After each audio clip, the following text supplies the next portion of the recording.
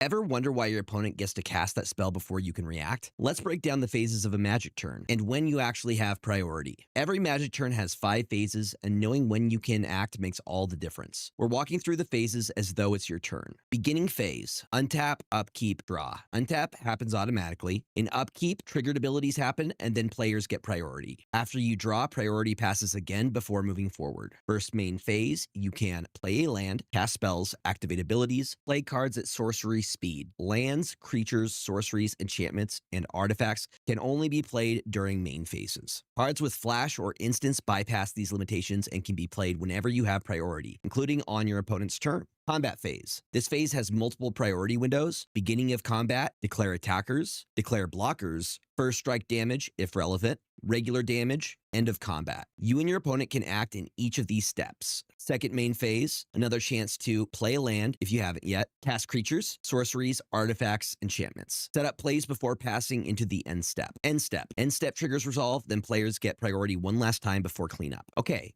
but what is priority? Great question. The active player, the one whose turn it is, always gets priority first. After turn-based actions happen, upkeep, draw, declare attackers, etc., priority passes around the table. When you have priority, you may cast instants, cast flash spells, activate abilities that don't say activate only as a sorcery. If all players pass priority consecutively, the game moves to the next step or resolves the top item of the stack. Full list of when priority is passed in a turn: upkeep, draw, pre-combat main, beginning of combat, declare attackers, declare blockers, first strike damage if applicable, regular combat damage, end of combat, post-combat main, end step. These are all valid moments to interact. How the stack works. Think of the stack like a literal stack of papers. You can cast a spell, it goes on the bottom. You can hold priority and stack more spells on top. Once everyone is done adding things, the stack resolves from top to bottom. Example: opponent casts a creature. You respond with a counter spell. They respond to your counter spell with their counter spell. Their counter spell resolves first, countering yours. Their creature resolves. Why do players crack fetch lands on the end step? 2 reasons. Information advantage. You don't know what color they're fetching until it's too late to respond. Efficiency. They untap on their turn with the new mana immediately available. A small decision, but a great example of using priority to your advantage. My final message here. I know it seems like a lot, but learning turn structure, priority, and the stack will take your Magic gameplay to the next level. If you found this helpful, consider following for more MTG breakdowns. What topic should I cover next?